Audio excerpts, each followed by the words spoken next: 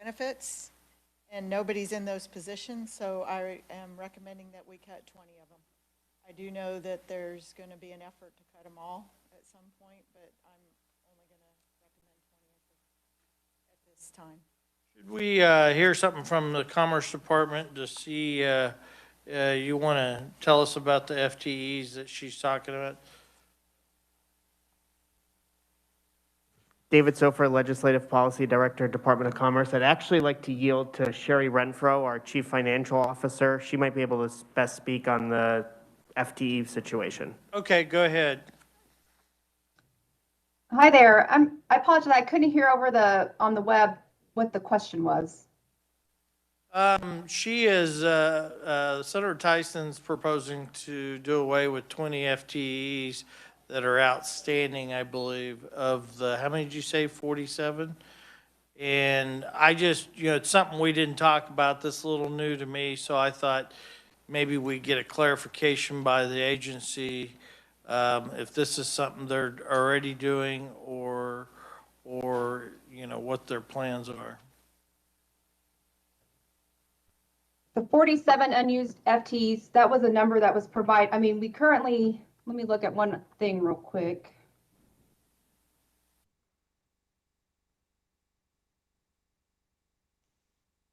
The majority of our openings are within our workforce centers. So those FTEs, they help to run our federal programs, which we receive federal grant money for.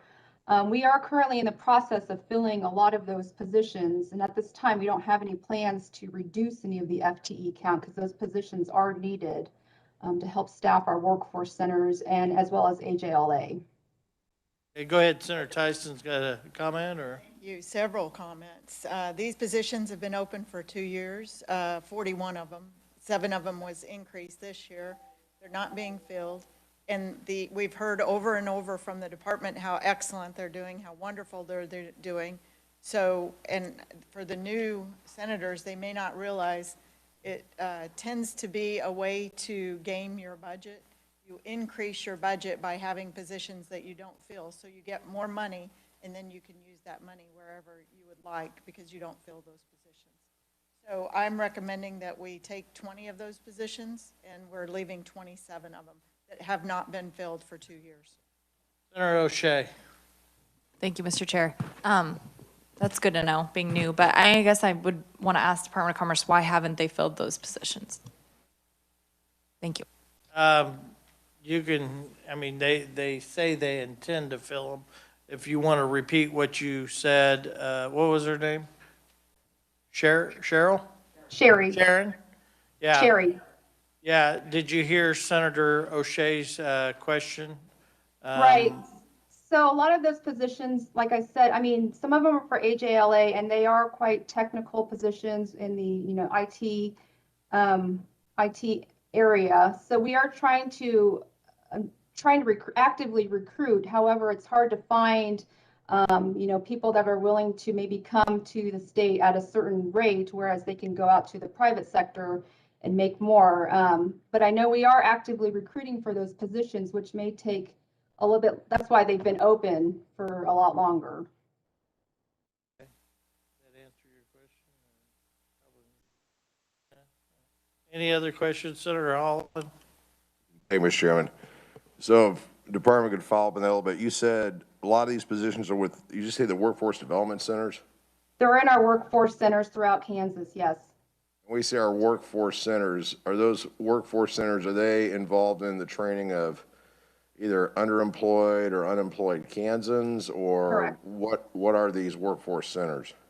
They help, they are with the unemployed. They help people that are seeking positions or seeking jobs. And we help those in Kansans find jobs and help them with training. Maybe it's resume writing. We help them with all aspects of finding a job. Okay, Mr. Chairman, my only thought on this is that if we have, I mean, our current unemployment rate is probably at least double of what it normally runs in a healthy economy. I mean, are these people going to be utilized to basically help underemployed or unemployed Kansans get back to work? I mean, is that the bulk of these positions? What are they? Help me out with that. It sounds like that's what they're used for. We need to get them filled if that's what they're used for. Okay, okay. I don't know, is these, positions that are rotating, they haven't been vacant for 2 years, have they? No, not all of the positions. I mean, it's rotating. They're people that have left and Right, that there are job's open, turnover. other are being filled. Cause I don't wanna see this as a budget item where you're gaining revenue. No, in your and I mean, budget. these are funded, the workforce positions are federally funded positions that we're receiving federal grant monies for. And there is turnover, within the workforce centers that this happens. So we are, always trying to fill those positions. However, turnover does occur. Or Tyson and Peck. Thank you, Mr. Chairman. All of them are workforce positions? That's not my understanding. Not all of them are not workforce, no. There are Many, several Mr. Chairman. operational positions. She said some IT earlier too, but yeah, I don't know. Senator Peck, you got something to add on that? Thank you, Mr. Chairman. That was going to be my comment/question for Senator Tyson. You're not specifying where the agency take these from, so it's up to the agency, and these are scattered for various places. So I'm going to support this. I have always been frustrated with agencies leaving positions open and benefits out there because they're, as I think someone said at the front of the table said, they game the system and they use the money in ways that we don't necessarily know how it all falls out. Thank you, Mr. Chairman. Further questions or comments? So we got a motion. Do we have a second? Okay, your motion is to eliminate 20 positions, head count. And we have a second. Any further questions or comments? All in favor, please signify by saying aye. All against, say nay. Sounds like a 4-4 vote. All in favor, please raise your hand. Oh, that's 5. Okay, all against? Okay, that's 3. So your motion passes.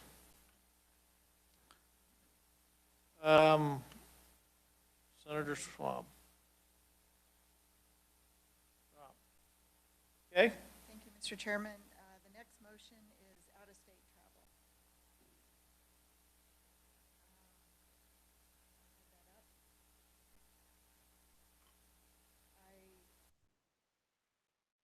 I'm not sure why the agency has so much out-of-state travel and international travel, and I would recommend that we I think what we're gonna do, if we're gonna chop this budget apart, we're gonna just carry it over until tomorrow. Can you make a list of questions that you have? I mean, because I don't want, I want the agency to be able to come back and respond to the 20 people or the 47. I want them to have an opportunity. I mean, if you're gonna do out-of-state travel, this is the Commerce Department. We're trying to bring jobs to state of Kansas, and there is gonna be out-of-state travel, I would think. So, I mean, if you wanna ask them, you can tell me your amendment, so at least they can defend themselves on out-of-state travel, because I don't know this budget in and out, and I want them at least to be able to defend themselves. Mr. Chairman, you said you were waiting until tomorrow. I am, but, I'm going to look at out-of-state travel. okay, we'll just hold off. We'll move on.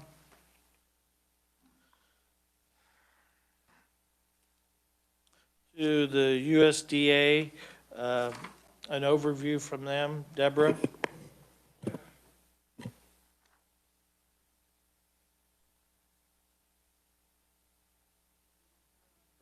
Can you turn on your mic, Deborah?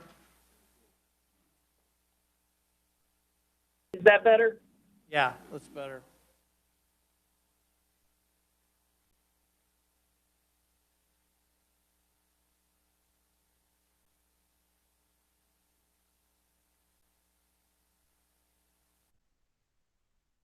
Yeah, I think we're done voting.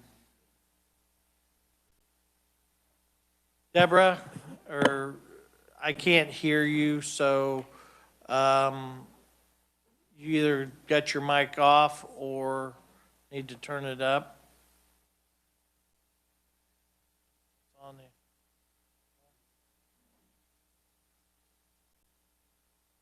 It's an input issue. You've got to do what?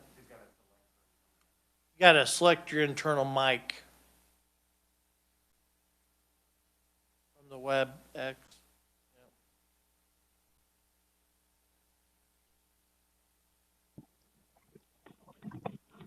There you go. All right. Oh. This is, we wanted,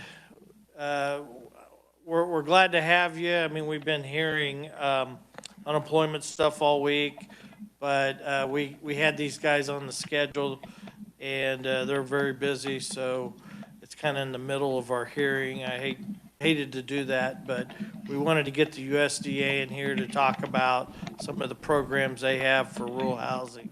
So you have about 20 minutes. Is that all right? That's fine. I appreciate you inviting me this morning. My name is Deborah Core. I am the Single Family Housing Program Director for USDA Rural Development in Kansas. So I have a little bit of an overview of some of our programs, and then I can answer any questions that you might have. First, I'll touch on our single family. I have just a little bit on multifamily as well. Last year in 2020, in the single family programs, we were able to assist 1,788 families or individuals with financing to buy or repair a home in rural Kansas, and that equated to a little over $218 million. So that assistance was provided through our three main single-family programs. The first one that I'll talk about was our single-family home loan guarantees. This is a program that is run through private lenders. The USDA will guarantee loans through banks. There's no down payment. It's 100% financing. It assists low and moderate income folks in rural areas to purchase or build homes. The moderate income is household income that does not exceed 115% of median household income. There's no set maximum purchase price. It's all based on their repayment ability. The interest rate is negotiated between buyer and lender, basically set by the lender. And USDA just guarantees that loan. And that is the majority of the financing that we are able to provide is through that guaranteed program. We also have a direct program where USDA does direct home lending. This program assists low and very low income rural residents to buy or build a home. They have to meet the low income limit for the area that they wish to buy in. It has to be their primary residence. It has to be a modest home, which basically means 2,000 square feet or less. There are area loan limits. So most of the limits across Kansas are set at $285,000 currently. We don't have very many that bump up against that limit. This program does allow for, does have a subsidy for eligible borrowers. So some of the borrowers can qualify to get a mortgage subsidy, which effectively can reduce their interest rate down to 1%. Rural areas with a population less than 35,000 are generally eligible areas.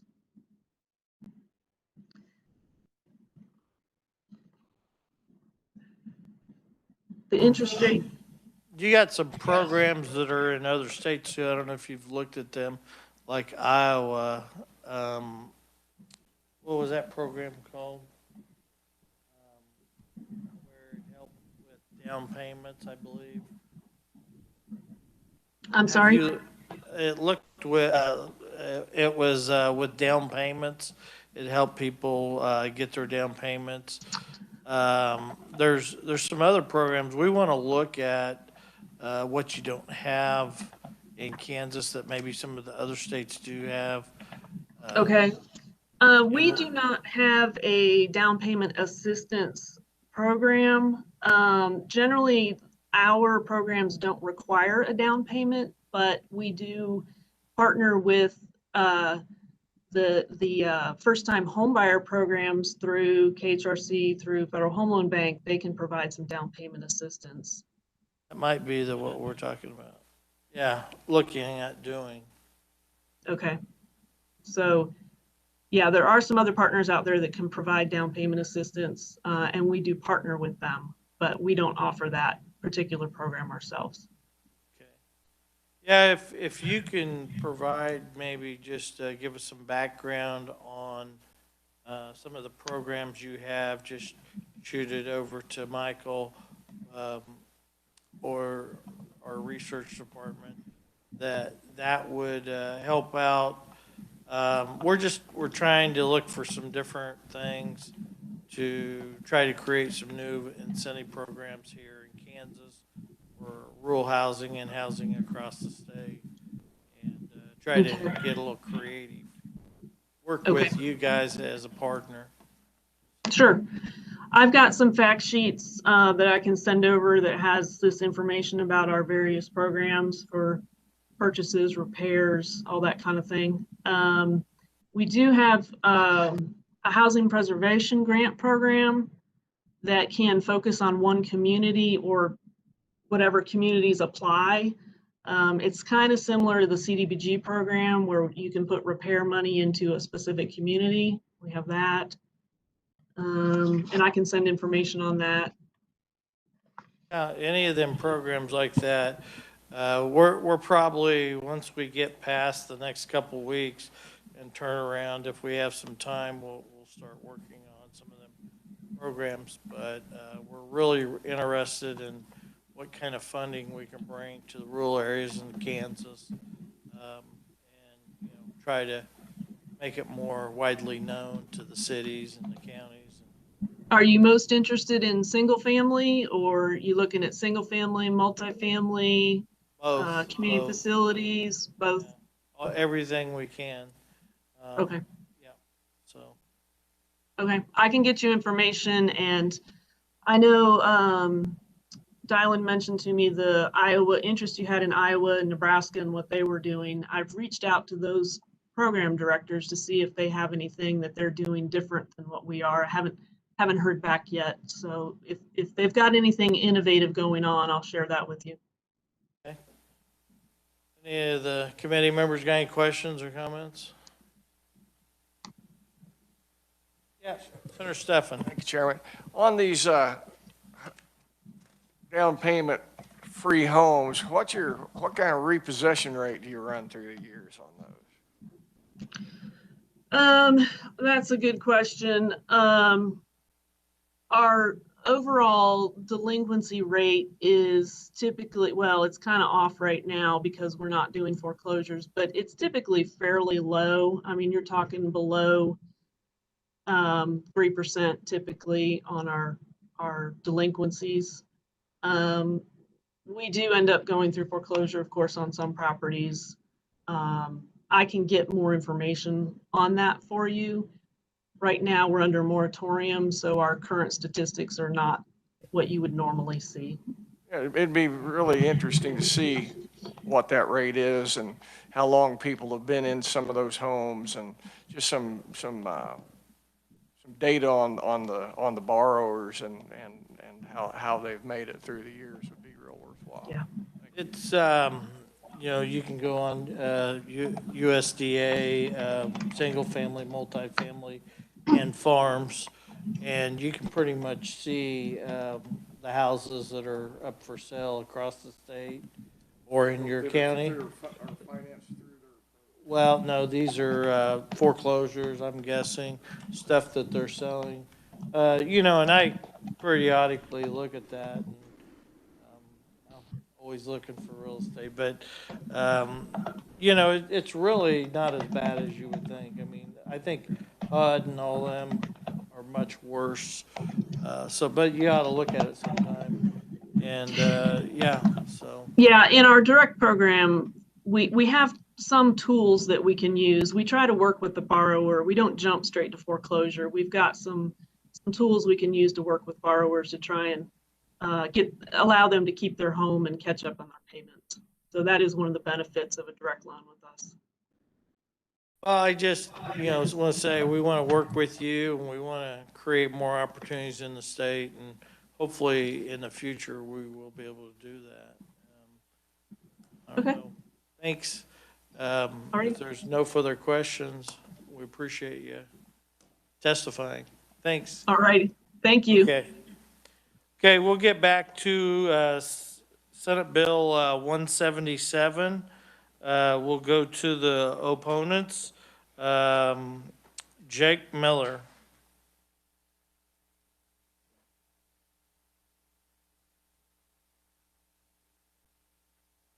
Is it Jake Miller? Working Kansas Alliance? Are you on there, Jake Miller? There's no Jake Miller? Okay, let's move on to Andy Sanchez. Is Andy on there? AFL-CIO. Okay, they must be written. Are there any opponents? Okay, we'll go ahead and then move on to the neutrals. Peter Bradley, Kansas Department of Labor. Good morning, Mr. Chairman. This is Peter Brady. Can you hear me? Yep. And Mr. Chairman, before I get started with my testimony, Acting Secretary Schultz is with us today.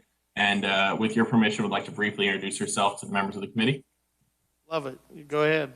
Please do. Can you turn on your mic?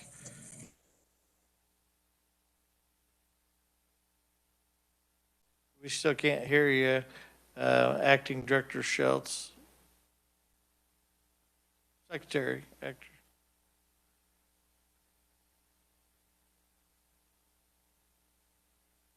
Can you hear me now? Yeah, now we can hear you. Perfect.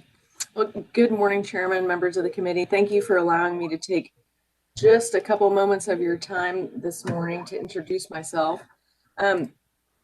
So I've been privileged to be a public servant for the better part of 25 years, primarily in local government. So during that time, I've primarily focused my career on technology and innovation initiatives, and I've overseen many projects specifically related to IT programs, data analytics, asset management, and related support systems. The innovation and technology initiatives that I've led have chartered organizations to the forefront of public service, and I hope to be able to do that with KDOL. So prior to coming to KDOL, I served as the general manager for the city of Lawrence, Kansas, the Municipal Services and Operations Department. There, I created value by modernizing our strategic direction and business processes and aligned them to operations administration. Prior to going to Lawrence, I was the deputy director of public works for the city of Topeka. And then before that, I was assistant IT director for Jackson County, Missouri. So I have both my graduate and undergraduate degrees from KU, proud Jayhawk, and I'm truly humbled to be leading this agency in these unprecedented times, and I truly look forward to working with you all. With that, I will hand that back over to Deputy Secretary Brady. Okay. Go ahead, Secretary Brady. Okay, Deputy thank Secretary. you, Chairman and members of the committee, for the opportunity to provide testimony on Senate Bill 177. I want to start out by saying that we're really committed to working with the legislature and other stakeholders to make sure that we come to a solution that's going to help us move forward. I'll lay it out in my testimony here, but we have elements of this bill we're very supportive of. There's some elements that we're neutral on, mainly because they're policy decisions for this body, and some elements that we have concerns over that we'd like to bring to this committee's attention. You all have my written testimony, Mr. Chairman, so I'm just going to briefly summarize the key points, and then I will stand for questions at the appropriate time. Okay, go ahead. Speaking to the provisions that our agency is in support of. The first being the improvements to the shared work program. We see this as an absolute win-win. It's a great program for employers. It's a great opportunity to keep individuals attached to the workforce without a layoff, and strongly support those provisions in this bill. We're also supportive of the changes for professional employer organizations. Some members of the committee will recall this was previously Senate Bill 27 in the last session. We were supportive then. It makes it easier for us and easier for those businesses in terms of filing and administrative paperwork. And Mr. Chairman, at this time, I'm going to turn to the provisions that the agency is neutral on. The first being the modification to weeks available for regular unemployment on page 33. This provision would go back to the threshold system we had prior to last year. Some members of the committee will recall that we had a tiered system where the number of weeks available was tied to the unemployment rate in Kansas. This would go back to that system with a slight modification in what those thresholds are. The agency is neutral as this is a policy decision for the legislature. The impact of this change from what is currently in place would be that there would be less weeks available in some cases for individuals, but there would also be less of an impact to the unemployment trust fund. The second provision I'd like to speak to is the review and reimbursement of all reimbursing employer accounts for the previous 20 years. We are supportive of whatever actions we can take as an agency to make sure that those employers are made whole for any improper or fraudulent payments. The one concern or challenge that we see with this provision as drafted is that the 20-year requirement could create some challenges. Specifically for some unemployment records, the record retention schedule is limited at 5 years. So having all of the records to complete this may be a challenge. We are working with stakeholders and members on the House side to draft an amendment to make sure that this is set up in a way that the agency can do this and service those employers without creating an additional operational burden.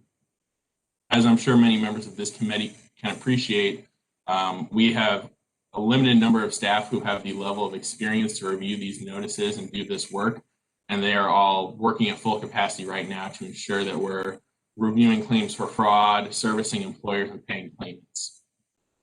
The next item I'd like to speak to that the agency is also neutral on is the creation of the Unemployment Compensation and Improvement Council. I'll start by saying that we're committed to working with the legislature and other stakeholders as we move through the modernization process. There are two elements of this council that do have us concerned that we want to raise to the committee.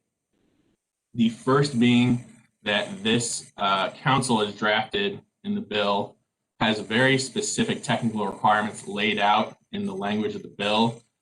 We do not think it would be prudent to, one, tie the state and statute to specific technological requirements, and two, we do see a potential security concern with putting the requirements for our new system out in a public space such as the statute.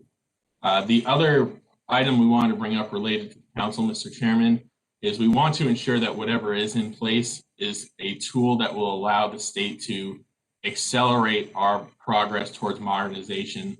What we want to avoid is anything that adds an additional layer of bureaucracy or could potentially slow down our progress. As this legislation states, we want to move very aggressively in the modernization space, and we want to ensure that whatever tool or council exists is there to accelerate and work towards that goal. Another point I'll briefly touch on from this section of legislation. This section does say that a modernized system would need to be in place by December 31st, 2022. That is a very aggressive timeline. And candidly speaking, Mr. Chairman, I don't think there are any projects that have occurred in other states in terms of UI modernization that have happened in 2 years. What I would anticipate is at that time, we will have made significant progress, and we want to report that to this committee and others. But having the project completely tied up in 2 years is just not a feasible goal. The next provision I'd like to speak to, we are neutral on as well. And I think this is a drafting error from my conversations on the House side, but on page 36 of this bill, there's a provision that provides for the prevention of any charges to employers for claims between March 15th, 2020 and December 31st, 2021. We absolutely support the goal of providing relief to employers. The concern here is that as the provision is drafted, all claims, including legitimate ones, would not be charged to employers. I believe the intent in this section was to say that improper or fraudulent payments should not be charged to employers. If that is the intent, we're supportive of that. Existing statute does cover that, but we see no reason why it can't be further codified as prescribed in this bill. But if the provision was to stay as written, it would not allow any contributions to go into the UI trust fund for a 21-month period. And Mr. Chairman, the final portion of my testimony here is I want to speak briefly to the items we are opposed to in their current format and want to raise a few concerns. The first one I'm going to speak to is the adjustment to the timeline for reporting trust fund computations. I lay out in my testimony on the 4th page all the processes that need to occur prior to us issuing the trust fund solvency report. This provision as drafted would require that the agency produce a trust fund solvency report within 90 days of the end of the state fiscal year. Because of the processes that need to take place for us to issue that report, it's not feasible, particularly with our current system. I think the alternative is once we have a modernized system, there can be a more robust discussion of how quickly those reports can be generated and provided to the governor and the legislature.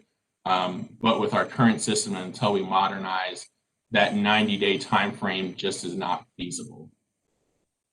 The next portion I'd like to speak to is probably one of the larger provisions of this bill. It's the new schedule for contributions for employers to the UI trust fund. And I'll start by saying the agency's principal goal is to ensure that we have a solvent trust fund to pay out benefits when we hit hard economic times. And the system we've had in place allowed us to go into this pandemic with a trust fund balance that was near $1 billion.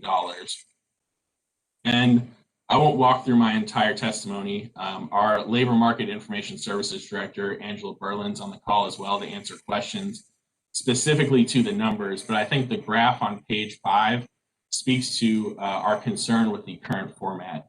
If you look at the graph, you'll see at the average high cost multiple of 0.0 and 0.2, the new system would have significantly less contributions than the current system. So in other words, in the times when the trust fund is least solvent, we would be getting substantially less revenue into the system.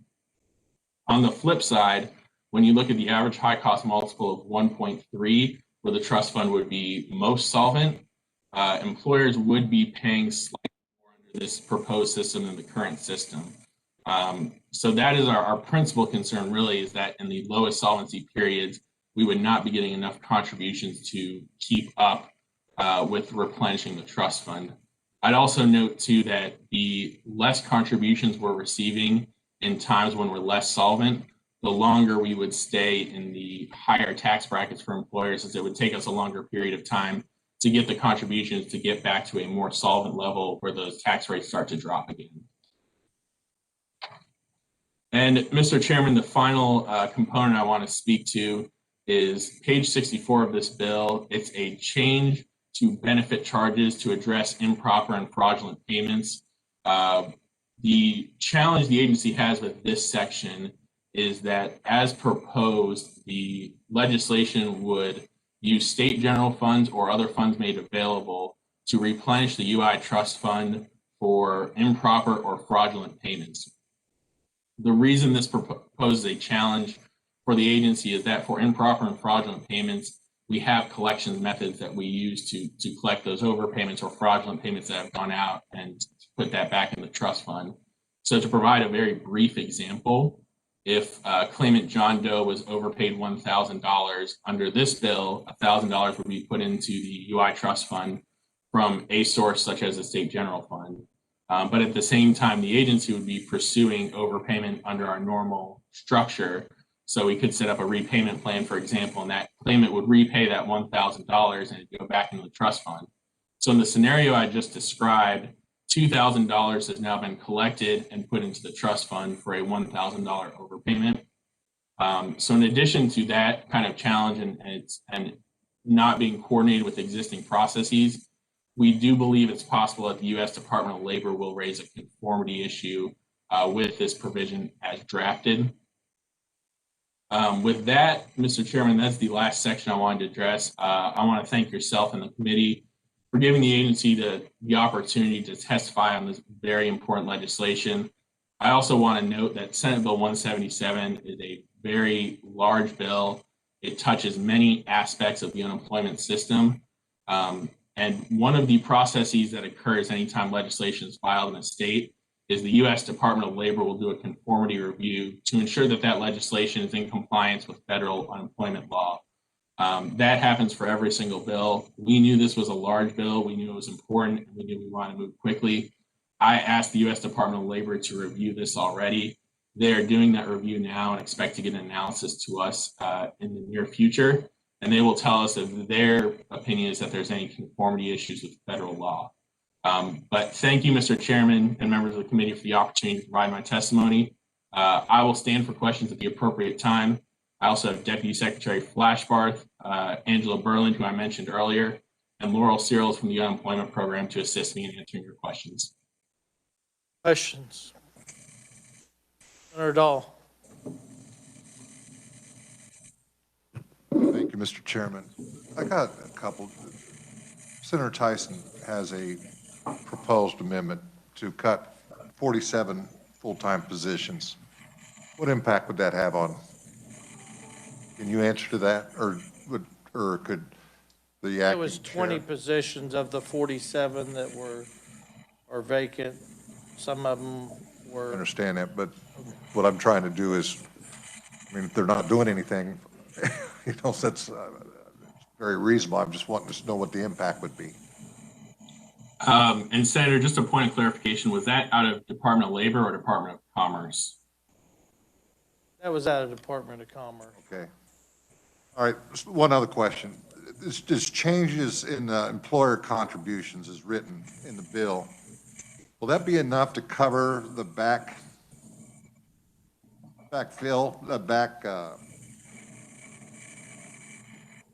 cover the fits and the needs of filling back up the fund?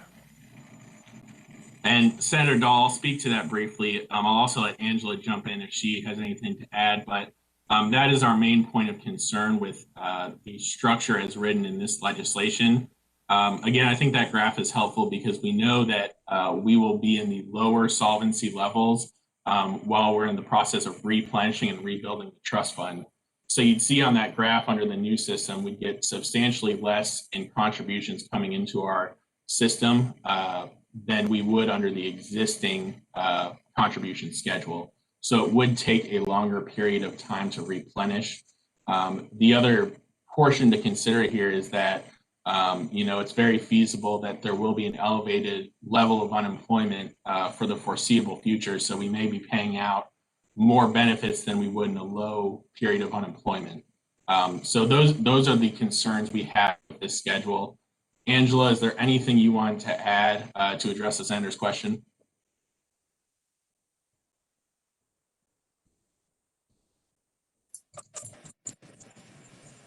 Angela's actually not on the call today, but I think I can speak to that. But I actually think that you covered it very well. Okay, thank you, Laura.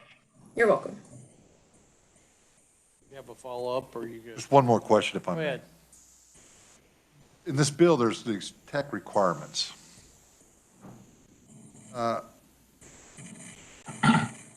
Those don't age well, do they? Senator, that's the same concern that we have with specifically listing technical requirements in the statute. In addition to, as you said, you know, technology is changing at a rapid pace. Those provisions could be out of date in as soon as a year in some cases. The other concern we have is from a security standpoint, listing out the technical requirements of our new system in a publicly available document we're giving potentially bad actors a roadmap, or at least a starting point for how our system is built and designed. So for those two reasons, we're concerned over that provision. Senator Holscher? Thank you, Mr. Chair. I do have a couple of different questions. First and foremost, in regard to the rate triggers. Is there some reason why that changes in this bill in the respect that I appreciate the fact that we're addressing a lot of the fraud issues, but I don't see that the rate triggers are the answer potentially to some of the issues with modernization and the fraud issue. Can you speak to that a little bit? And Senator, just to clarify, you're referring to the different triggers for weeks available for regular unemployment? Yes, thank you. Yeah, so Senator, I don't know that is going to have a significant effect in terms of modernization. You'll recall that previously we had a similar system. There was a legislation last year that bumped it up to just 26 weeks for everybody all the time. That was originally drafted in response to the regional economic downturn in Wichita related to the Boeing 737 MAX downturn and production downturn. And then it was fortunate that passed when it did, because we soon fell into the pandemic and those 26 weeks were available for all claimants. But to your specific question, Senator, I don't see that provision as tied to modernization. Did that address your concern there, Senator? Yes, if I may have follow-up. Go ahead. And then am I doing the math correctly? I asked this question yesterday. That change, does that amount to basically 4 weeks of pay that a claimant would not be eligible for? Under the new structure, it depends on what the unemployment rate is in Kansas. Right now it's 26 weeks for everybody, and it goes down to either 20 or 16 based on the rate. So 4 or 8 weeks less are available to claimants depending on the unemployment rate in the state. I think part of that change was we considered 4.5% full employment prior, and the national average now is 5%. So that's kind of a key change there, where they've raised at 5% would be full employment. So that kind of drove that change where we also changed the weeks. My theory. Are you done? I had a totally different question. Go ahead. Okay. I'll let you finish. Okay, and then my other question was in regard to when we revoked the individual UI benefits, we're one of the states that revokes, or this is seeking to do it for 5 years? Am I understanding that correctly? Senator, I believe you're referring to the fraud penalty in Yes. Kansas. That is not addressed in this piece of legislation. It's currently drafted. What I can tell you is that the current law in Kansas is a 5-year disqualification for anybody determined to have fraudulently obtained benefits. We also know that is the longest defined penalty in the United States. Because most other states, I think, are 1. And Brett, correct me if I misspeak. I believe it's 1 or 2 in most states. I believe some states also have it tied to whether or not the benefits that were improperly paid were paid back with penalty and interest. Brett, did I miss anything on that? No, Peter, you stated that correctly. You're correct, Senator. In most states, it is 1 year. As Peter pointed out, there are a few states where it's open-ended in terms of having to pay back the benefits. But the most recent time we checked, and we just actually got the annual state comparison of UI laws that USD will promulgate. The most recent time we reviewed that 5 years was the longest defined disqualification period. Previously in Kansas, it was 1 year. It switched to 5 years in 2013 as part of House Bill 2105. Okay. Senator Tyson? Thank you, Mr. Chairman, and thank you, Peter, for your testimony. I would ask you to expand a little bit. You mentioned that you've turned over the documents to the federal government and they're taking a look. And I was wondering what time frame. You said a short time frame, but I would be, I think it might be remiss if we didn't have that response before we work the bill. Thank you. And I planned on holding the bill until next week to work. I was, but I've changed my mind that we're gonna probably have to have an afternoon session next week to work the bill, just to, there's also some amendments, and I also thought maybe, some of these guys could get together over the weekend. But go ahead, I didn't mean to, yeah. Once I heard about the feds, that's what changed my mind to give them a few more days, but we can't give them forever. I mean, we've got a bill, we've got a time frame. And I'll speak to the conformity process and what the timeline expectation is, Senator. So the U.S. Department, and everybody on the committee understands that unemployment insurance is a partnership between federal and state government. And the law as constructed is a broad federal framework, and then states have their own UI law that interacts with that. So what the U.S. Department of Labor does is they have a legislative division. It's their standard policy to review every piece of legislation that occurs in state legislatures for conformity with federal law. That's a standard process. What we decided to do, again, knowing how important this piece of legislation is and how large it is and how many program areas it touches within UI, we proactively reached out to the U.S. Department of Labor and asked them to begin that review. I spoke to the head of that legislative division this morning. She said they anticipated having their analysis to us by the end of this week. And they will provide conformity comments on any provisions that they view as may not be in conformity with federal law. That answer your question? Follow up? I was just curious on the time frame, Mr. Chairman. Thank you, Peter. I know you don't know, it's the federal government, who knows? But I do think we need to have some of those answers before we move forward. Thank you. Senator Peck? Thank you, Mr. Chairman. Mr. Brady, you mentioned regarding Senate Bill 177, sort of toward the end of what you were saying, you mentioned a problem, and I couldn't find the section. It's a 70-page bill. I apologize. And I appreciate the fact that it appears you're trying to save maybe some state general fund money, but the legislation apparently talked about some state general fund money to replace fraudulently received payments. And you said, well, you have a process where you go after those to recover those fraudulently received payments. We were told in this committee a few days ago, last week sometime, that a lot of these fraudulent payments are out of the country. So I would say there's absolutely no way you're going to be able to recoup any of those fraudulent payments.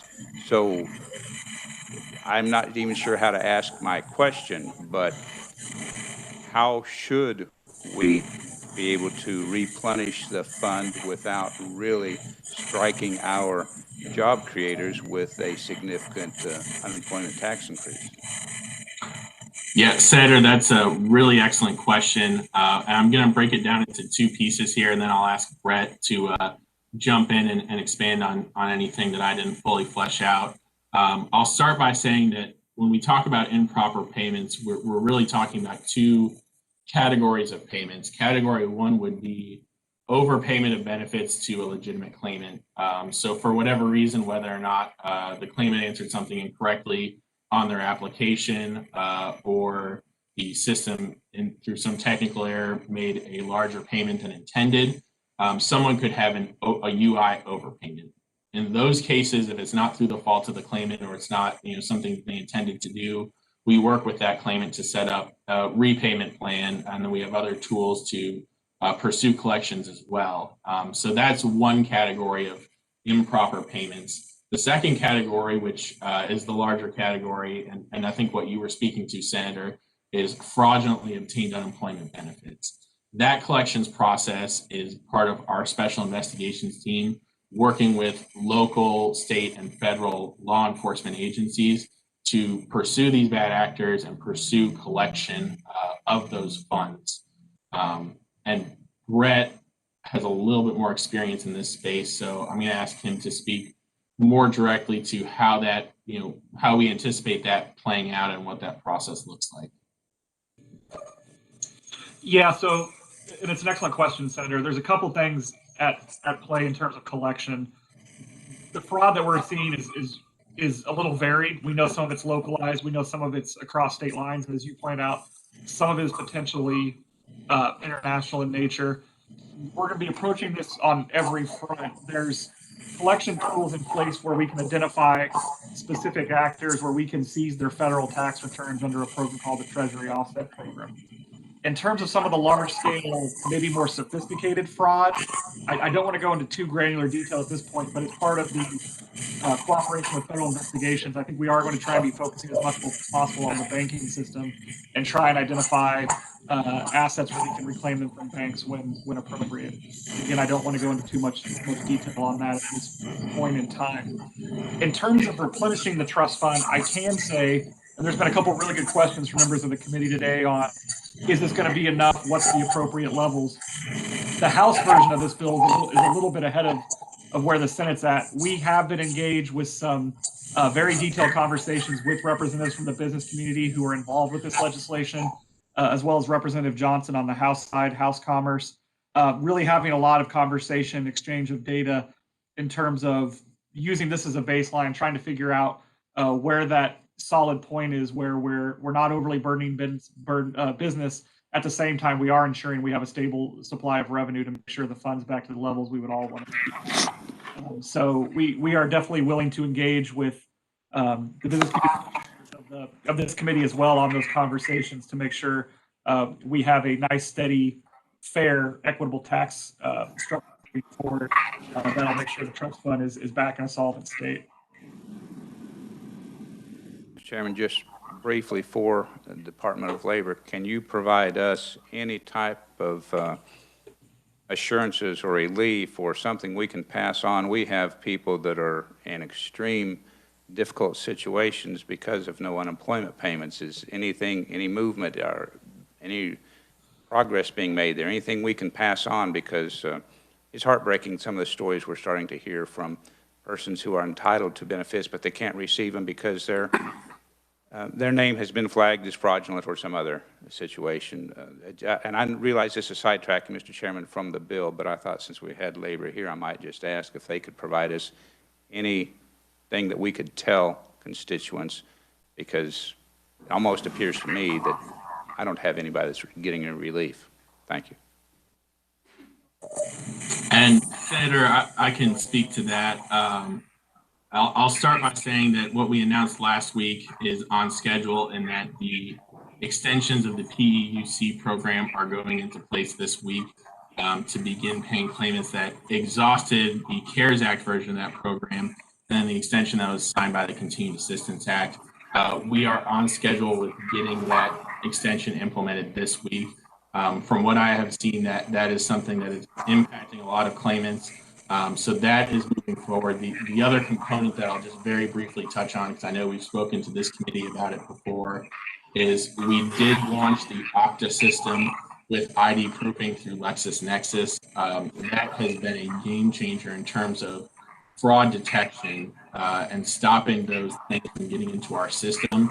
It's also been a game changer in terms of our ability to verify the ID of legitimate claimants that need to get benefits that may have been stopped for fraud for one reason or another. So both those tools going in place to help on the fraud side, and then the extension we announced last Friday going in place this week, being on schedule, will provide relief to a lot of claimants.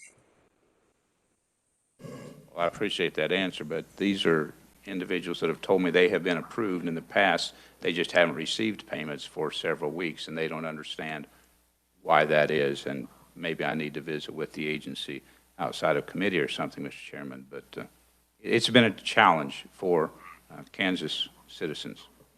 I think he's talking about what we were talking about earlier, just the help desk isn't working. You say you're going to increase manpower, and hopefully that solves the problem. I'm sure you're overwhelmed with every legislator getting calls, but we've got to get this resolved. And at least be able to answer the basics.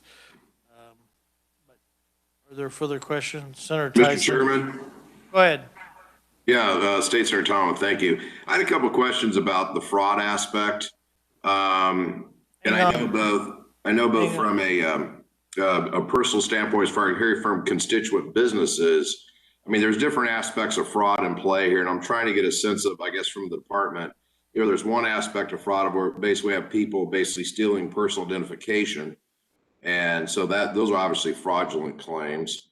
We also have fraud being committed where basically people are, some people try to go out and they get a job and they work for a day, and then basically they just walk away from their job. And so I'm trying to get a sense of, does the department, either themselves or in working with the proponents of this bill, does anybody have some rough orders of magnitude as far as when we talk about what that fraud landscape looks like, how much of it is basically through, stolen identification versus how much is that people trying to game the system where they basically go out and get a job for a day and they don't do anything? I mean, do we have any metrics around that and those two things specifically? And then to what, if the department could speak to how those specific instances of fraud are addressed in the proposed legislation as it stands? Okay. Did you hear that? Thank you for that question, Senator. And it's a really important one because the fraud issue is extremely complicated. Oftentimes we think it's just the identity theft, which has been the most common. Senator, as you alluded to in your question, a lot of this is previous large data breaches in which bad actors have someone's personal information.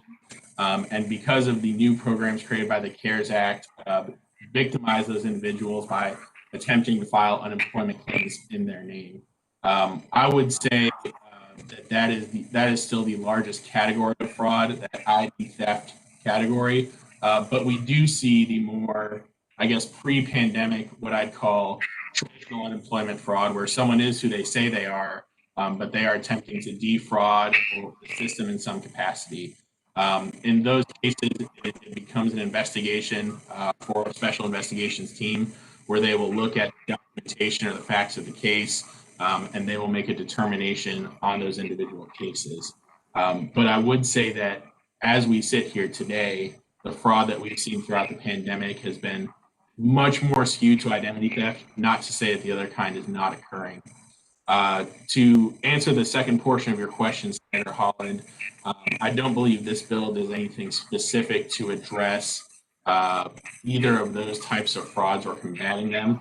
What I will say, and I spoke to it briefly earlier, is that adding the ID proof to the front end, to the front door of our system, has had a substantial impact in reducing the attempts on our system. But for that traditional unemployment fraud where it's not ID theft based, there's continue to be cases where individuals are attempting to do that. We'll continue to be diligent in reviewing all the claims data that's filed and investigate where necessary. Brett, is there anything on the fraud piece that I glanced over or we need to expand on? No, I think you covered it, Peter. I mean, Senator, in normal times, the vast majority of people engaging with the unemployment system are well-intentioned and doing it the right way, right? Exactly as you described, you're going to have people that come off the layoff and they still like getting that $400 a week, and then they don't report, they come back to us. That type of fraud is very structurally easy to catch in normal times. Cross matches are going to pick those individuals up. It's fairly straightforward. There's some practices I think this committee's asked us about before that us and pretty much every state follow in terms of the matches. This ID theft component was something, quite frankly, the unemployment system nationwide was not well equipped to handle. It's a bit of a game changer, and you had to have the type of new tools we're stapling on now, because they just organized attempts that have this much personally identifying information that allow people to access the system and file someone else's name was just not something the unemployment system had ever been confronted with before. So that's why these new tools are so important. But there's really nothing in this particular legislation that goes to that beyond making we're staying abreast of the best practices nationwide and the types of technology that can slow this down. The problem is we're going to implement something and they're going to implement something back in return, and we know that. So it's got to be a multi-layered approach, and that's where we just didn't go forward with the ID theft. We're also working to implement the Google application that will try and highlight anything that gets through the front door, so to speak. So this is going to be a continuing battle that us and other states are going to fight on the fraud front for the future. Okay. Mr. Chairman, can I ask a couple more questions, or have I worn out my welcome? No, you haven't worn out your welcome. I've got tons of, you can ask one more quick question and then we got to move on. I've got. Thank you, Mr. Chairman. I'll be brief. One of the things that I find, I don't know if I'd call troubling, but I'm a little bit uneasy with, is basically starting to bring the state general fund in to, and somebody, please tell me if I'm mischaracterizing this, but I'm also looking as kind of like making the Kansas taxpayer, the state general fund, kind of like as the backstop for this program. And please understand, I want to be sure the business community knows that I understand that they have to pay for this, and we definitely need to protect, their contributions to this. Because it's a lot of money and it's their money. And I very much appreciate that. I want to be sure we have the things in place to protect that. But I'm kind of a little bit of a moral hazard averse type of guy. And I'm wondering if we start going down this road of, plugging in the state general fund in times of when we need to get some cash out or whatever to either back up our business processes for the UI system. Are we going to be going down a point where, honestly, maybe the employers won't be as vigilant about weeding out fraudulent claims because somehow we put the Kansas taxpayer on the hook? And I'm not trying to mischaracterize anything, but I'm just wondering if there is a potential for that type of a concern as we talk about bringing the state general fund. Thank you, Mr. Chairman. Okay, I just want to make an announcement. 5 till, I'm going to give Andy Sanchez, he was going to do it WebEx, but his power's out, so they've got someone here. I will give him the floor for 5 minutes. You can do it now if you want it. I hate to make people wait, but go ahead, Ty. Go ahead and state your full name. Thank you, Mr. Chairman. Ty Dragu. I represent SMART, Sheet Metal Air Rail Transportation Workers Union. My organization and my members primarily deal with railroad unemployment. So I'm sort of going to be batting cleanup for Andy because of these rolling power outages, which I hope the committee will look into in the near future. But with that, I think it's very important that labor be on the record in person here to discuss some of the issues with the legislation that we see. We're not necessarily against the bill. There are things in this legislation that we support, but some things we do have concerns about. And Peter Brady did an excellent job going through the list of some of the things that we see as well. So I don't want to lay on what he said. We agree with a lot of things that he is saying. But one thing I want to stress as workers in this state, a reduction in almost 4 to 8 weeks of unemployment during this pandemic and historically high rates of unemployment, we obviously think that is not a very good idea at this juncture. There are provisions in the bill that protect employers for fraudulent claims and being made whole, and we agree with that. No one should be a victim of fraud and be penalized for that, but there's portions of this bill that doesn't address what happens to the employee. There's many times the employee, I am one of them. Again, I fall under railroad retirement. I have nothing to do with the state of Kansas when it comes to unemployment. It goes through the Federal Railroad Retirement Board. However, I received a letter from the Department of Labor saying that I filed a claim for unemployment. Now, let's say that I lose my job and then I get a normal job where I would qualify for unemployment. I'm on a fraudulent list for 5 years. Nothing to do with it. That 5-year has to be addressed. It has to be addressed. We're asking you to please look at that. It's really putting people in a really bad situation. The work share program, I want to hit on real quick. We support that, but we support you adding labor unions into that program. We are the workers. We want to be part of that program. We want to see it at the table. We want to discuss these issues with you.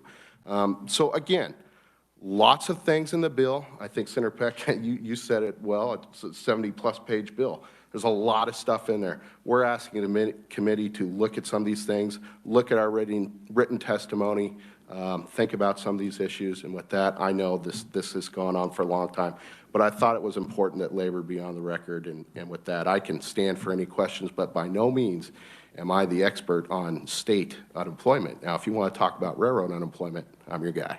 Okay. Thank you. Questions for him? Okay, you're off the hook. Let's go back to Labor Department. Senator Tyson, did you have a question? No? Okay, any further questions for the Labor Department? Mr. Chair, could I speak briefly? Senator Holland's comment just before Ty spoke? Yeah. I think his comment was very important. We talk about the fraud and trust fund solvency. One thing I wanted to just briefly say in response to that to this committee is that trust fund solvency has become an issue that's impacting every state. Just to provide a little bit of detail or data, the last time I checked, 37 states had already had to borrow from the U.S. Department of Labor or inject cash into their trust fund because they were running out or running low. It's a combination of there's a massive fraud pandemic that's hitting every single state. There's also just an unbelievably large toll that's impacting state unemployment. And we're paying out at rates that are much higher than the Great Recession, which was our previous high watermark.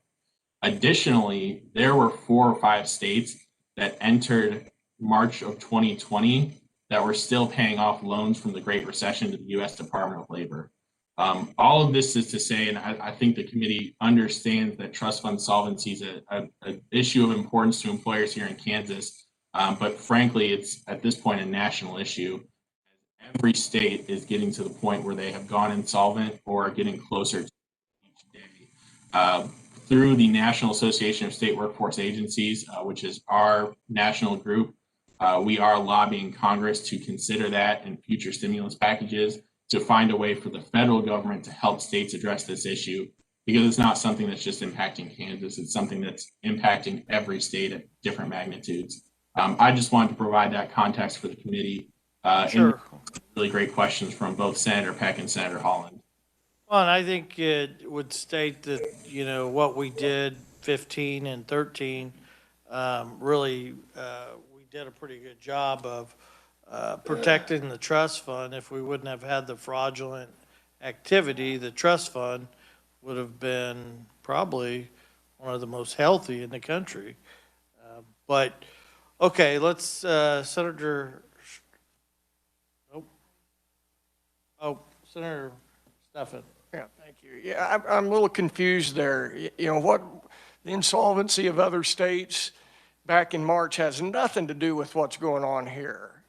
And I'm not sure why that even came into the conversation. It certainly appears to me that we had a very solvent system that was going to handle the pandemic response adequately, except for the fraud. And so I'm incredibly confused as to why you're talking about insolvency of other states from back in March of 2020. I don't see it applicable or helpful. Thank you. Okay. Any further comments, questions? Okay.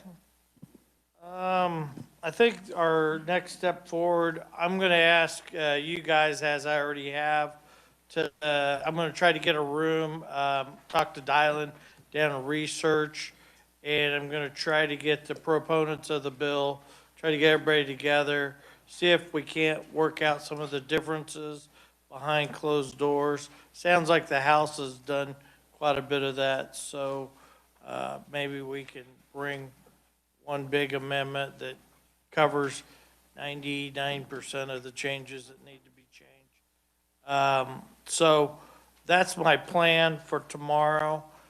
And so we will work on that and try to get the room and time and try to get everybody together. With that, we're adjourned. Thank you.